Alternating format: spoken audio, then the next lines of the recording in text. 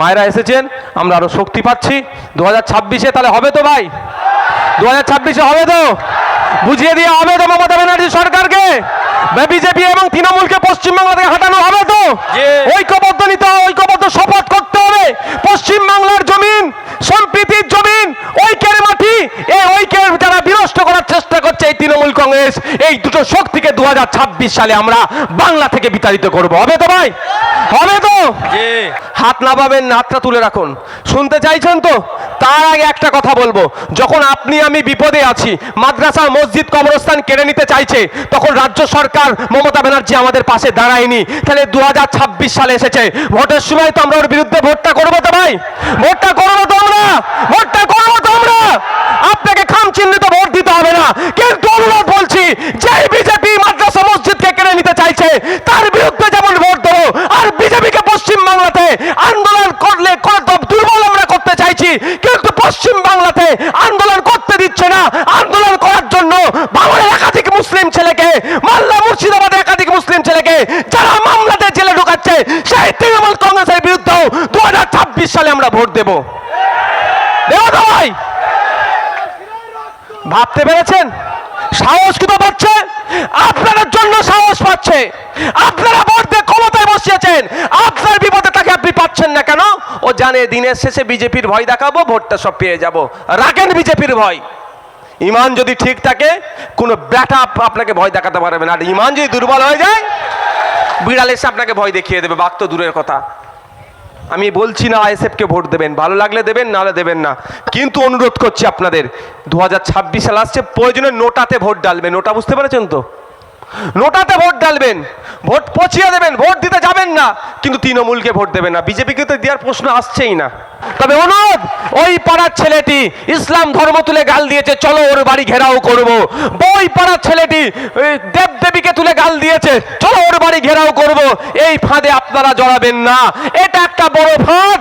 রাজনৈতিক কারবারিরা সম্পূর্ণরূপে দেউলিয়া হয়ে গিয়েছে। ওরা যা কমিটমেন্ট করেছে সম্পূর্ণরূপে ব্যর্থ হয়েছে। ওরা ক্ষমতায় টিকে থাকার জন্য বা ক্ষমতায় আসার জন্য আপনার আমার লাশের রাজনীতি ওরা করতে চাইছে।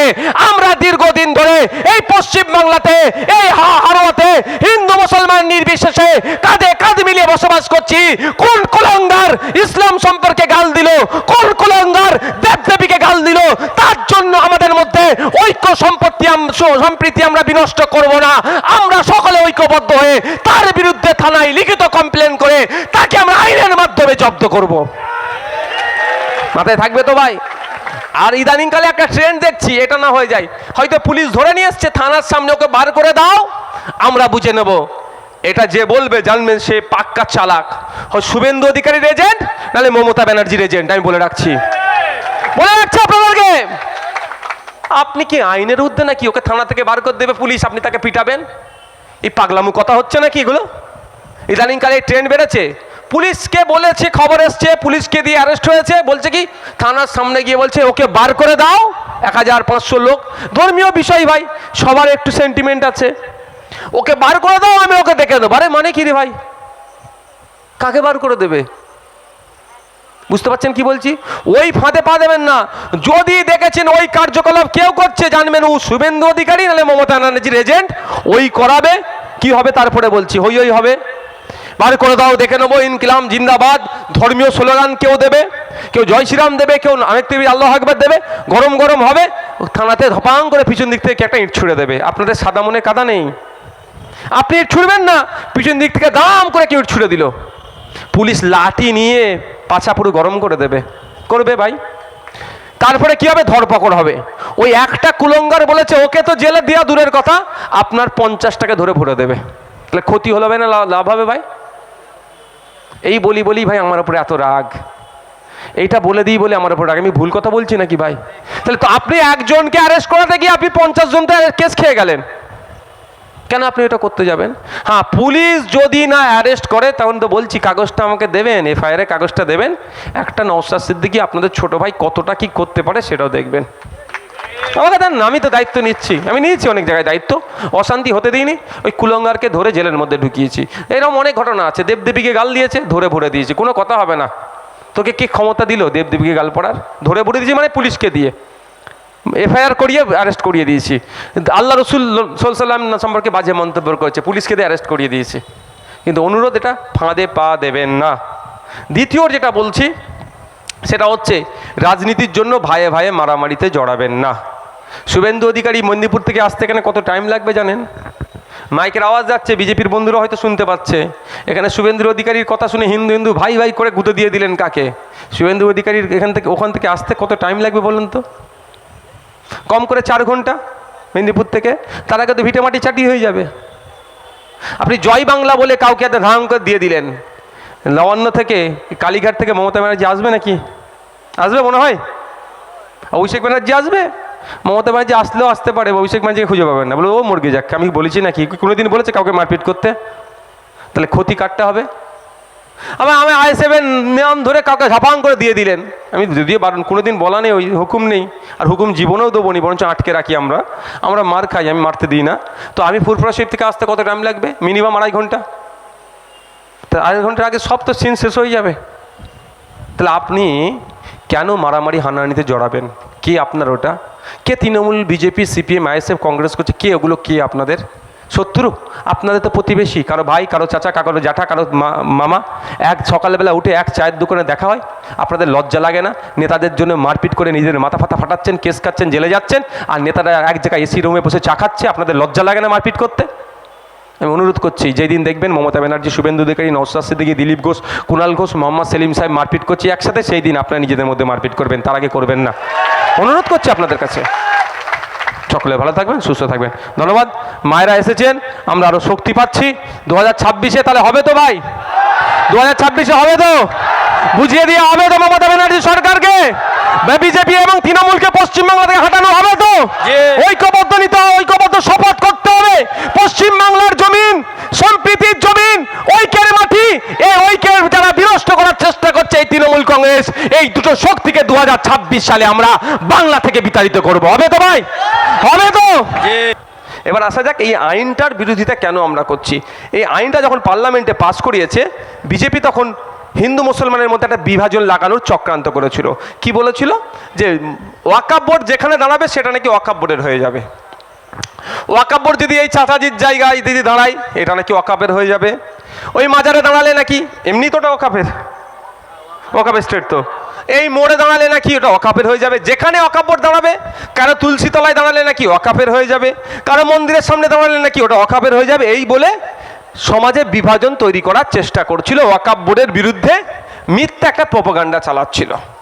কিন্তু আপনাদের বলি, ভারতবর্ষে এই ধরনের কোনো আইন আছে মনে হয় যেখানে দাঁড়াবে হয়ে যাবে? আচ্ছা, ওয়াকফ যদি এত পাওয়ারফুল বোর্ড হয়, আমরা একটা RTI করেছিলাম, পশ্চিমবাংলায় কত হাজার বিঘা ওয়াকফ সম্পত্তি বেহাত আছে।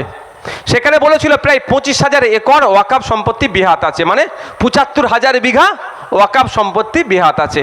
আমি এত পাওয়ারফুল, আমি আমার 75,000 বিঘা ওয়াকফ সম্পত্তি উদ্ধার করতে পারছি না, আমি যেখানে দাঁড়াবো সেটা নাকি আমারই হয়ে যাবে। এটা পাগলেও বিশ্বাস করবে? পাগলেও বিশ্বাস করবে ভাই বলুন?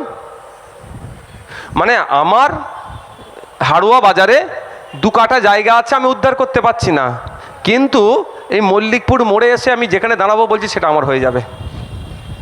আগে আমার জায়গাটা উদ্ধার করতে পারছি না, আমার এত পাওয়ারফুল লোক, আমি এখানে দাঁড়ালে হয়ে যাবে। এটা মিথ্যাচার করছে। এই ধরনের কোনো আইন নাই। এটা হিন্দু মুসলমানের মধ্যে বিভাজন করার জন্য এই ধরনের প্রোপাগান্ডা চালাচ্ছে। মোদিজি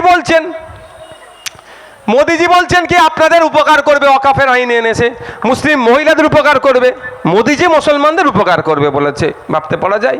বিশাল ব্যাপার আমাদের জন্য। তাহলে গোল্ডেন এজ চলছে, মানে গোল্ডেন যুগ আমাদের জন্য তাহলে তো মোদিজি। তবে একটা কথা বলি, মোদিজি গরিব হিন্দুদেরও জীবনে উপকার করবে না। মোদিজি কার উপকার করবে? যার মাল আছে। কার উপকার করবে? যার মাল আছে তার মোদিজি উপকার করবে, যার মাল নেই তার উপকার করবে না। যতই আপনার পাড়া থেকে দাঁড়িয়ে শুভেন্দু অধিকারীর পাল্লায় পড়ে হিন্দু ভাই ভাই করুক না কেন, নতুন আইন নিয়ে এসে শ্রম কোড, বাপের নাম ভুলিয়ে দেবে, ওর হুঁশ নেই। ও তো শ্রমজীবী মানুষ তো ভাই, মাথার ঘাম পায়ে ফেলে যা ইনকাম করছে আর থেকে বেশি কষ্ট করে কম ইনকাম করবে, সব শোষণ করবে। নতুন আইন নিয়ে এসেছে মোদিজি, বড়লোক হিন্দুদের জন্য, বড়লোক শিল্পপতিদের জন্য নিয়ে এসেছে, ওর বন্ধুদের জন্য নিয়ে এসেছে, গরিবকে শোষণ করবে বলে। এই গরিবের মধ্যে আমি আপনি সবেই পড়ে যাচ্ছি, হোঁশ নেই কিন্তু ওদের। যাক, মোদিজি ভালো চাইবে বলেছে, ভালো কথা। আমি আইনটা পড়ে দেখলাম, কেমন ভালো চাইছে একটু শুনে নেন আপনারা। মাইকের আওয়াজ যাচ্ছে, মার্কেটের লোকজন আছে, ভিন্ন ধর্মের জাতের মানুষজন আছে, সবাইকে উদ্দেশ্য করে বলছি, একটু আপনারা শুনুন মোদিজি মুসলমানদের কেমন উপকার করতে চাইছে। এই আইনে আগে বলা ছিল, এই আইন নিয়ে কেউ দুর্নীতি করলে, এই সম্পত্তি নিয়ে দুর্নীতি করলে 2 বছর পর্যন্ত জেল হবে তার। এখন মুসলমানদের উপকার করতে গিয়ে জেলের পরিমাণটা 6 মাস করে দিয়েছে, 1.5 বছর কমিয়ে দিয়েছে। এটা উপকার হলো না অপকার হলো? সম্পত্তি দুর্নীতি তো আরো বেড়ে যাবে। যদি মোদিজি বলতো মুসলমানদের ওয়াকফ সম্পত্তি দিয়ে কেউ দুর্নীতি করলে 2 বছর জেল ছিল, এটা 12 বছর করে দিলাম, আমি মোদিজিকে এই স্টেজ থেকে স্যালুট জানাতাম। তাহলে ওয়াকফ সম্পত্তি দিয়ে কেউ তাকাতো না।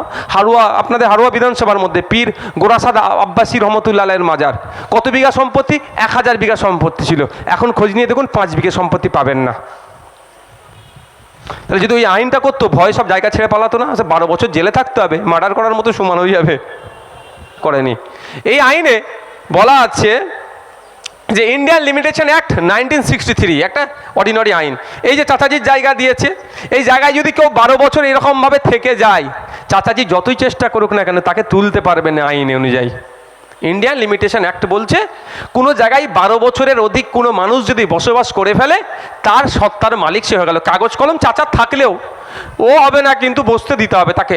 কোর্ট কাছারি যাই হবে, যে 12 বছর ধরে আছে তাকে দিতেই হবে। যতই কোর্টে যাও, সুপ্রিম কোর্টে গেলেও বলবে ওই যে 12 বছর ছিল তাকে দিতে হবে জায়গা, তোমাকে কিছু জায়গা দিতেই হবে। কিন্তু এতদিন পর্যন্ত ওয়াকফ সম্পত্তির ওপরে 12 বছর কেন 22 বছর কেউ বসে থাকলে সেটা ওয়াকফেরই হবে। শুধু ওয়াকফের নয়, আপনাদের এখান থেকে দেগঙ্গা কতটা কাছাকাছি? দেগঙ্গার বিখ্যাত ধাম আছে না, চাকলা ধাম। চাকলা ধামের সম্পত্তির ওপরে কেউ 12 বছর 22 বছর 32 বছর বসে থাকলেও জীবনে সে দাবি করতে পারবে না। ঠিক একইভাবে খ্রিস্টান, আদিবাসী, খ্রিস্টান, শিখ, জৈন, পার্সি, বিভিন্ন যে ধর্মের মানুষ আছে, ধর্মীয় সম্পত্তিতে 12 বছর কেন 22 বছর বসে থাকলেও সে দাবি করতে পারবে না। ঠিক ওয়াকফেরও ছিল। কিন্তু মোদি আপনার উপকার করার নামে কত বড় বাঁশটা দিয়েছে আপনাদের একটু জানতে হবে তো ভাই। মোদি উপকার করছে মানে তো বাঁশ তো নিজ্ঞাত ভাবেই আছে, তাই না? ওই লিমিটেশন একটা প্রযোজ্য ছিল না। নতুন আইনে বলেছে, প্রিন্সিপাল অ্যাক্ট 1995-এর যে আইনটা ছিল তার 100 সেকশন 107-এ ছিল এটা, যে লিমিটেশন অ্যাক্ট প্রযোজ্য হবে না। নতুন আইনে 107টাতে তুলে দিয়েছে। মানে এই যে পীর গোরাচাঁদ আব্বাসী রহমতুল্লাহ আলাইহি হুজুরের মাজারে যে জায়গাটা 995 বিঘা সম্পত্তি বেহাত হয়ে আছে, এখন সিট দ্বারা সুক্ত সরকার আসেনি বলে উদ্ধার করতে পারেনি। আগামী দিনে আমাদের মতো কোনো সরকার আসলে তো উদ্ধার করবো, ছাড়বো নাকি? চাল ওঠ, মাজারের জায়গা মাজারে ফেরত দে। মন্দিরের জায়গা দখল করে রেখে, চাকলা মন্দিরের জায়গা চল ওঠ, মন্দিরের জায়গা মন্দিরে ফেরত দে। গির্জার জায়গা ওঠো, অনেক হয়েছে, অনেক ভোগ করেছে, চলো কেটে পড়ো, মন্দির গির্জাকে ফেরত দাও। করবো তো, আমাদের মতো সরকারকে যদি চলে আসে, আপনি যে সুযোগ দেন। তো ওই এখন যে আইনটা করেছে আর পারবেন না ওয়াকফেরটা। বাকি চাকলা ধামেরটা পারবেন, আপনার গির্জারটা পারবেন, মন্দিরেরটা পারবেন, দেবত্ব সম্পত্তি পারবেন, শুধু আপনি পারবেন না কোনটা? ওয়াকফ সম্পত্তিটা। এবার 995 বিঘে জমি আর উদ্ধার করতে পারবেন না নতুন যে আইনটা নিয়ে এসেছে। তাহলে উপকার করলো না ক্ষতি করলো? এবার কেমনভাবে ক্ষতিটা হয়েছে? এই ক্ষতিটা সংবিধানকে আঘাত দিচ্ছে কি দিচ্ছে না? সংবিধানের 15 নম্বর আর্টিকেলে বলা আছে, 14-15 দেবেন, ইকুয়ালিটির কথা বলা আছে। 15 নম্বর আর্টিকেলে জাত, ধর্ম, বর্ণ, লিঙ্গ এইসব দেখে আলাদা করে বিচার করা যাবে না। তাহলে আমি প্রশ্ন করব, আমি একজন সংবিধান প্রেমী মানুষ, কারণ আমার দাদু স্বাধীনতা সংগ্রামী ছিল, পীর আবু বকর সিদ্দিক রহমতুল্লাহ আলাইহি, লড়াই করেছে বলে আজকে সংবিধান পেয়েছে। আপনার আমার পূর্বপুরুষ বিনয়ী বাদল দীনেশ ছিল, আপনার আমার পূর্বপুরুষ গান্ধীজি ছিল, আপনার আমার পূর্বপুরুষ প্রীতিলতা ওয়াদ্দেদার ছিল, আপনার আমার পূর্বপুরুষ ছিল কে? নেতাজি সুভাষচন্দ্র বোস। আপনার আমার পূর্বপুরুষরা ছিল স্বাধীনতা সংগ্রামী, তারা লড়াই করে সংবিধান দিয়েছে। সংবিধানের 15 নম্বর আর্টিকেলে ভায়োলেট হচ্ছে। আপনি মুসলমানের জন্য আইন আলাদা করে দিলেন, মুসলমানের দান করা সম্পত্তির ওপরে কেউ 12 বছরের আইনটা আপনি তুলে দিলেন। তাহলে আমি প্রশ্ন করব, তাহলে শিখেদের ক্ষেত্রে রেখেছেন না তুলে দিয়েছেন? হিন্দু ভাইদের ক্ষেত্রে রেখেছেন না তুলে দিয়েছেন? খ্রিস্টানদের জন্য রেখেছেন না তুলে দিয়েছেন? জিজ্ঞাসা করবো না আমরা? জিজ্ঞাসা করবো তো। তাদের ক্ষেত্রে আপনি রাখলেন আর মুসলমানদেরটা তুলে দিলেন কেন? তাহলে ওই সংবিধানের 15 নম্বর আর্টিকেলে আপনি আঘাত দিচ্ছেন। জাত, ধর্ম, বর্ণ, লিঙ্গ দেখে আলাদা বিচার করা যাবে না যেখানে সংবিধান বলছে, আর আপনি জাত বা ধর্ম দেখে আলাদা বিচার করছেন। এর বিরুদ্ধে তো আমাদের লড়াই। আমরা কেন লড়াই করছি? আগামী দিনে নতুন করে ওয়াকফ করার জায়গা বন্ধ করে দিয়েছে। এই ওয়াকফ অনেক টাইপের আছে, আমি মানে বিভিন্নভাবে ব্যাখ্যা আছে, আমি দু ধরনের প্রচালিত।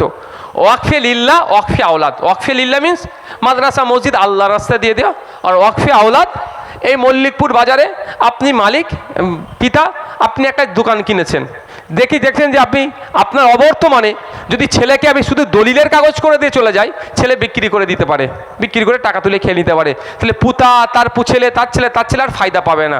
আপনি আপনার পরের প্রজন্মের কথা ভেবে সম্পত্তিটাকে কি করলেন? অফ করে দিলেন। ওয়াকফে আওলাদ অর্থাৎ ফ্যাসিলিটিস, দোকান চালাবে, দোকানকে মানে করবে, কিন্তু বিক্রি জীবনে করতে পারবে না। একবার অফ হয়ে গেলে সারা জীবন আর সেটাই থাকবে অফ। তাহলে আপনার ছেলে তার ছেলে তার ছেলে এটা দোকানটাকে কি ব্যবসা করে খেতে পারবে, কিন্তু বিক্রি করতে পারবে না, ওই জন্য অনেকে অফ করে। এই দু ধরনের অফকেই বন্ধ করার চক্রান্ত করেছে। নতুন আইনে বলা হচ্ছে যে আপনাকে 5 বছর প্র্যাকটিসিং ইসলামের মধ্যে থাকতে হবে। এবার প্র্যাকটিসিং ইসলামের ডেফিনেশনটা বলেনি, সংজ্ঞা কি। প্র্যাকটিসিং ইসলামের মধ্যে আপনাকে 5 বছর থাকতে হবে, সংজ্ঞাও দিয়ে দেয়নি যে এই করলে আপনি প্র্যাকটিসিং ইসলামের মধ্যে হচ্ছে। অর্থাৎ আপনি ধরুন না আসা গেল আপনার, আপনি অফ করবেন, ওয়াকফে লিল্লাহও করতে পারেন, ওয়াকফে আওলাদও করতে পারেন। আপনি অফিসে গিয়ে বললেন অফিসারকে যে আমি অফ করব, অফিসার আপনার মুখের দিকে তাকিয়ে যদি বলে মৌলানা সাহেব কোথায় গেল, ও চলে গেছে মৌলানা সাহেব, আমার ইমাম সাহেব তো মৌলানা সাহেব, ইমাম সাহেব তো আমাদের আব্দুর রশিদ মৌলানা, তো উনি আমরা একটা কি বলে একাদ রাকাত আমরা ফাঁকিবাজি করে দিই, উচিত নয়, পড়তে হবে যারা মুসলিম ধর্মের অনুসারী, 5 ওয়াক্ত নামাজ বাধ্যতামূলক। তাই প্রশ্নক্রমে আমি বলছি একাদ রাকাত আমরা ফাঁকিবাজি করে দিই, ইমাম সাহেবরা করতে পারবে? আমাদের আব্দুর রশিদ মৌলানা তো ইমাম সাহেব, 5 ওয়াক্ত নামাজ পড়ায়, কপালে এখনও কিন্তু দাগ হয়নি। এটা দাগ হয়, অনেকের হয় অনেকের হয়নি। আব্দুর রশিদ মৌলানা ওর ছেলের জন্যই, ওনার ছেলের জন্যই যদি অফ করতে যায়, অফিসার যদি দেখে বলে ধর তুমি ঠিকঠাক নামাজ পড়োনি, তোমার কপালের দাগ নেই কেন, কি করবে উনি? তাহলে প্র্যাকটিসিং ইসলামের মধ্যে নেই উনি, তার মানে তাহলে অফ আর করতে পারবে না। উনি ঘরে এসে রাগেতে ছিঁড়ে ছাড়ে কপালে দাগ করে নিয়ে গেছে, পরের সপ্তাহে গিয়ে বলবে এই দেখুন আমার কপালে দাগ, আমি ঠিক মতো নামাজ পড়ি, আমি অফ করব। যদি বলে অফিসার বলে এই রমজান মাস, লাস্ট রমজান মাস 29টায় গিয়েছে, তুমি 24টা রোজা রেখেছো, 5টা ছেড়ে দিয়েছো, কোনো মেশিন লাগিয়ে আমাকে চেক করলে বলতে পারবে নওশাদ সিদ্দিকী এবারে 29টার মধ্যে কটা রেখেছে আর কটাতে খেয়েছে সোরের মতো, বলতে পারবে? ভাষা খারাপ হয়ে যাচ্ছে নাকি? কে বলতে পারবে? মেশিনে হবে কি? কোনো মেশিনে বলতে পারবে? তাহলে আমি অফ করতে পারবো না। এবার আমি প্রশ্ন তুলবো, সংবিধান আমাকে বলার স্বাধীনতা দিয়েছে, সংবিধান আমাকে রাইট দিয়েছে, তাহলে আমার কোনো হিন্দু ভাইয়ের যদি ইচ্ছে যায় কালকেই আমি, বা কোনো মুসলমান ভাইয়ের যদি ইচ্ছে যায় চাকলা ধামে গিয়ে 2 বিঘে জায়গা দেবো, তাহলে তাকে কি প্রশ্ন করবে? ওটা তো রিলিজিয়াস এন্ডোমেন্ট, যে তুমি 5 বছর ধরে হিন্দু আছো কি না নাই তারপরে তুমি দিতে পারবে। আমার কোনো খ্রিস্টান ভাইয়ের বা কোনো মানুষের ইচ্ছে গেল গির্জাতে সম্পত্তি দেবো, কোনো ভাইয়ের ইচ্ছে গেল গুরুদুয়ারার সম্পত্তি দান করবে, তাকে কি জিজ্ঞাসা করবে তুমি 5 বছর ধরে শিখ আছো নাকি, তারপরে তুমি তোমার সম্পত্তি নেওয়া হবে গুরুদুয়ারার জন্য? এই আইন আছে? এই আইন নেই। আইনটা নতুন করে মুসলমানদের জন্য 2025-এর আইনে মোদিজি মুসলমানদের উপকারের জন্য করলো। এটা উপকার করলো না অপকার করলো? এটা ক্ষতি করলে, এর বিরুদ্ধে আমাদের লড়াই। ভাই সন্ধ্যা হয়ে এসেছে, আমি আর বক্তব্য দীর্ঘায়িত করব না। আমি 2টো বিষয় কথা বলবো আপনাদের, বলে শেষ করে দেবো। 2টো গুরুত্বপূর্ণ কথা। দেখুন মাইকের আওয়াজ অনেক দূর যাচ্ছে, ভাই আপনারা যদি ওটা, আমি কি শেষ করে দেবো? 2টো কথা বলবো না শেষ করে দেবো? 2টো কথা শুনতে চান? মাইকের আওয়াজ অনেক দূর যাচ্ছে, ভোট আগিয়ে আসছে, যত ভোট আগিয়ে আসবে তত দেখবেন সাম্প্রদায়িক হানাহানি হবে। কেমন হানাহানি হবে? দেখবেন হঠাৎ করে ফেসবুকে ভেসে উঠলো, হোয়াটসঅ্যাপে আসলো, কি আসবে, যে কেউ মাজার আল্লাহ রসুলকে তুলে গাল দিয়েছে, কেউ দেবদেবীকে তুলে গালাগালি দিয়েছে। এই ধরনের খবর দেখবেন মাঝে মধ্যে ভেসে চলে আসবে। আমি আপনাদের কাছে অনুরোধ করছি, হাত জোর করে অনুরোধ করছি, এই কথা শুনে আপনারা উত্তেজিত হবেন না। আপনাদের কাজ কি হবে? আপনার পাড়ার শুভবুদ্ধি সম্পন্ন মানুষজনদেরকে নিয়ে ওই ছেলেটির বিরুদ্ধে গিয়ে থানায় এফআইআর করা। এই লোকাল থানার নাম কি? হাড়োয়া থানাতে এফআইআর করা। করে এফআইআরের কপি আমাকে দেবেন। যদি পুলিশ নিয়ে অ্যারেস্ট করে, কিভাবে অ্যারেস্ট করার দায়িত্ব সেটা আমি আছি। আপনারা কেউ ওই মিছিল করবো, চলো রাস্তা অবরোধ করা হবে, কি বলো চলো ওর বাড়িতে যাওয়া হবে, এই ফাঁদে পা দেবেন না। আপনি মুসলিম সমাজের মানুষ, আপনার নজরে এসেছে দেবদেবীকে গালাগালি করেছে, তাও আপনি গিয়ে শাটাং করে লোককে নিয়ে গিয়ে তাড়াতাড়ি তৎক্ষণিক গিয়ে মামলা করবেন। আপনি হিন্দু সমাজের মানুষ, আপনার নজরে এসেছে ইসলাম ধর্মে তুলে কেউ গালাগালি করছে, আপনি তাড়াতাড়ি যাবেন। মানে নিজের ধর্মকে গালাগালি দিচ্ছে না বলে যাব না, এরকম ব্যাপার নয়। যে কুলঙ্গারগুলো ধর্মকে তুলে বাজে মন্তব্য করবে, যে কোনো ধর্মেরই হোক না কেন, তাদের বাইরে ঘোরার অধিকার নাই, তাদেরকে জেলের মধ্যে আমরা রাখবো, আমরা ঐক্যবদ্ধ হয়ে রাখবো।